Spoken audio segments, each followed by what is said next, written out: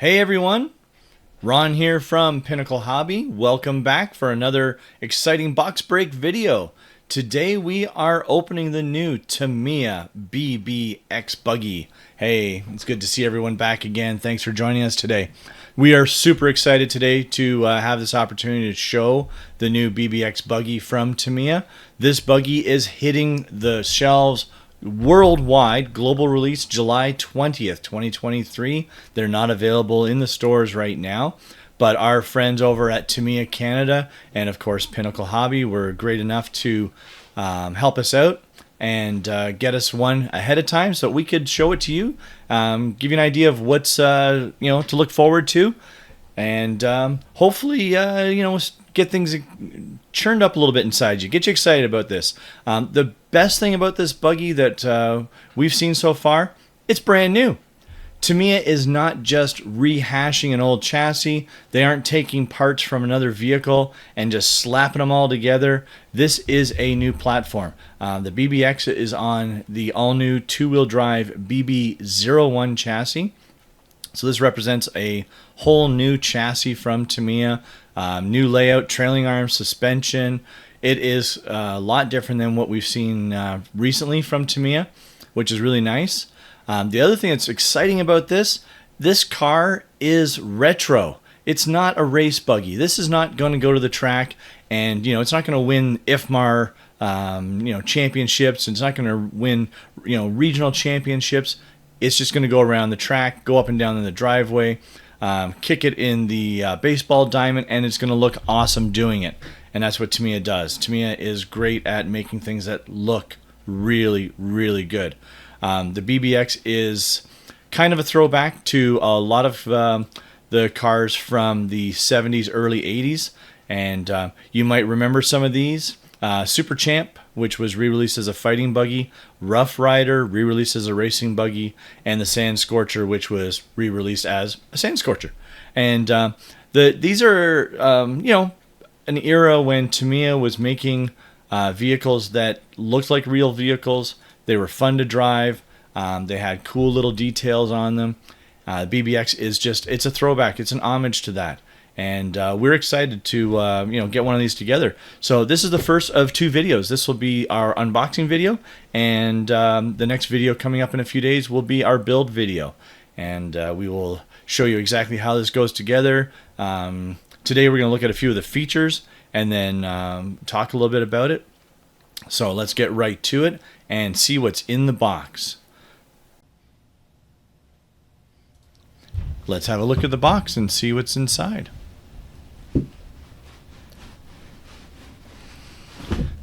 Okay. So, typical sort of Tamiya, their old style box. Layout's nice here. We've got lots of stuff showing up right away. Body, rims, tires, bits and pieces. Let's start off with the instruction manual. So with Tamiya, their instruction manuals are really good. They're made for people who maybe haven't had that much experience building cars. They have lots of photos, lots of information on the side here. You see the hardware is all shown on the side for each page. If you're looking for a screw or a washer or a bearing, the Tamiya will have a full-size image, and you just line up whatever piece you're trying to find, and you can figure it out that way. Of course, it's also labeled, and their bags are always labeled, A, B, C, etc. This particular vehicle has a ball differential, so there's going to be something a little bit new for some of you new builders out there. Most of you are used to having a gear differential, but this one's got a ball diff. And the other thing that's exciting about this car was the design in the rear end.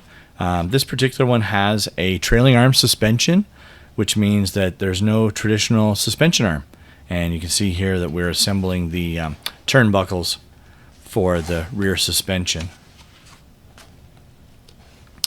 The vehicle does not include the electronics. This is a kit, so there's no radio, no servo, no battery included. You'll have to pick that up separately from your local hobby shop. If you're a customer at Pinnacle Hobby, of course, we have all those in stock.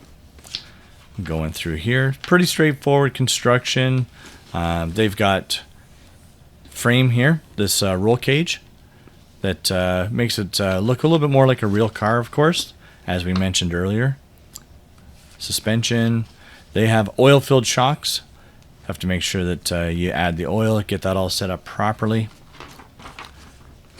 But all in all, pretty straightforward instruction manual. A little bit of information at the back on how to set up the vehicle, set suspension, tow in, camber. Those are all adjustable on this guy. There's even a little setup sheet if you want to keep track of it. And you can put down how you set the car up, and then that way you can see if you can change things, try and make it work a little bit better. It's up to you. And at the very back of the book, all of the parts are shown on these pages here. Okay, so we also have in here our sticker set. Old school looking stickers, adds to the look of this car, of course, and our window net. So with this guy, you're gonna be cutting out window netting. There's templates, and make it look more like a full-scale rail off-road buggy, which is really nice. Let's see what else we have here. Rims, front and rear rims. Same rim, front and rear. 12 mil hex. So it's traditional hex that they use on 10 scale cars, and it's like a four-wheel drive, but of course this is a two-wheel drive vehicle, but it will have the hexes front and rear. Tires, you'll see with these guys, they are slightly different widths, but the bead is set in on the rear tire, so they can get away with having the same rim. That means that your rear tire is going to have a bit of a bulge on it, little bit more squishy looking when it's driving. Front wheels or tires are rib tires. Cloud style inserts for the tires help with the keep the shape of the tire. Now here's the body. This guy is multi pieces. Looks like it's about 4 different pieces for this one. Side panels, top, a little bit of a nose piece there. That'll take a little while to paint. Remember to paint that body with polycarbonate paint. So paint that's specifically made for the clear polycarbonate or Lexan bodies. And this is the suspension. So you can't really see it here that well maybe, but kind of a flat finish. These are marked as CF or GF, so they're actually reinforced. They're hardened with carbon fiber, so they will be a little bit tougher than the regular plastic that we used to on a Tamiya car. A little bit stiffer, stronger. Hopefully that means that there's going to give it a little bit more performance, a little less of a bouncy toy feel, a little more like a real car, like a real race car. And we've got some more plastic bits, the other arms. There's the chassis on this new BB01. It does have a square cutout, which will allow you to run a square style lithium if you want, or you can run a nickel. It's up to you. Anything that's 7.2 or 7.4 volts will work. I like to run the little mini lipos or the short lipos sometimes, and I can move it around, and I can change the way my car drives. So there'll be some options for you if you decide to run the different batteries and get the car feeling the way you want. Gray plastic components there for the roll cage. Make it look a little bit more like it's a metal or steel finish. And gearbox. There's the light buckets. Now one of the things that Tamiya listed on here was that an LED light was an optional package for this. So it looks like you can add LEDs to the light buckets, and if I'm not mistaken, somewhere in here there was actually some Lexan lenses, so you can even use just these guys here, pop a little bulb in there maybe, and you'll have yourself some nice LED lights for driving around when it gets dark out. Our traditional driver. There's your front steering knuckles and your drive hexes for your different wheels. That way you can like I said, you'll be able to use four-wheel drive wheels or whatever you want. There's our lenses.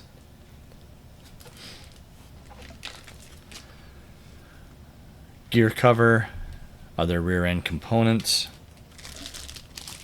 gearbox. This is your upper links for the rear end, it looks like. So these guys also have that flat finish, so it looks like they are also reinforced plastic. So they'll hopefully last a little bit longer. Let's see what kind of hardware we get with this. So inside here we've got the shocks. This particular car is oil-filled shocks, as we know, but it is also aluminum bodies, so they are more durable. Now these are not threaded bodies, so they're not like the TRF style with the threaded adjusters for setting your ride height. We'll have to use clips, but at least they are adjustable. The drive shafts are universal drive shafts. They're not just a dog bone. Now that's an important part to make note of on this. Because it's universal, that means that if you have a hard crash and you flex your rear end a bunch, you won't lose your dog bone. It might pop out of the diff cup. That's unlikely, but if it does, at least you won't lose it in the grass. It'll stay connected to the wheel axle. And it provides a little bit smoother drive as well, because the dog bone isn't rattling around back and forth inside. More of our shock components. We do have some optional shock pistons that'll allow us to change the dampening of our vehicle, make it feel a little harder, softer. That's a nice little addition. There's our turnbuckles, steel turnbuckles for the rear suspension. Looks like turnbuckles, or sorry, steel tie rods. Turnbuckles for the steering. Lots of bearings and other hardware in there. Nuts and bolts. And then here we go, we've got our servo saver. So they put in the newer style servo saver. You guys might remember the old style servo saver from way back that was all plastic, had the little plastic horseshoe spring in it. Now it's the new style. Has a steel spring, so which is really nice. Provides you with some adjustability, because you can decide to put one or two of the springs on. Also lasts a little bit longer, and it's a little bit stronger. This is also similar in size to the Kimbrough servo saver, which is what I like to use. So I usually put a Kimbrough servo saver on all of my vehicles. There's our spur gear. You can see where the slipper pad goes on, so it does have a slipper in it, like a lot of other modern cars. And way down in the bottom we have our internal gears, including our diff gear for the ball diff, and there's our outdrives. And these are steel outdrives, really strong. Those will last us a long time. Don't have to worry about wearing them out anytime soon. Looks like all the gears are 48 pitch, so it should run quite smooth, fairly silent. And last thing in here, there's our motor mounting plate, aluminum motor mount plate.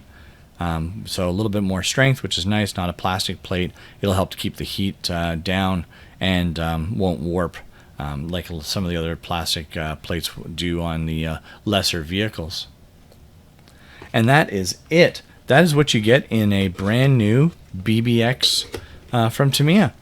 So really looking forward to putting this one together, and we'll do a time-lapse video of that, and you'll be able to see how it goes together and what's involved with it. The car, you'll notice it didn't come with any electronics, so there's no silver can motor in this. I'll probably just put a silver can in when I build the one for the shop.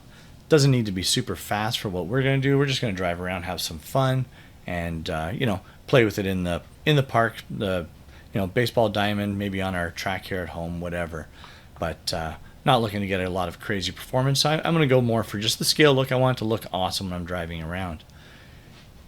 And that's it. Be a couple days before we get the build video out. Hope you enjoyed this one. Once again, we really want to thank Tamiya Canada for providing us with the car a couple weeks early. Again, this car is not available until July 20th. That's the global release date. So everywhere around the world, all the shops will have it on the 20th of July, 2023. And hopefully we'll see you in the shop to pick up yours. Thanks a lot for watching. I really appreciate it. And we'll see you again soon. Thank you so much.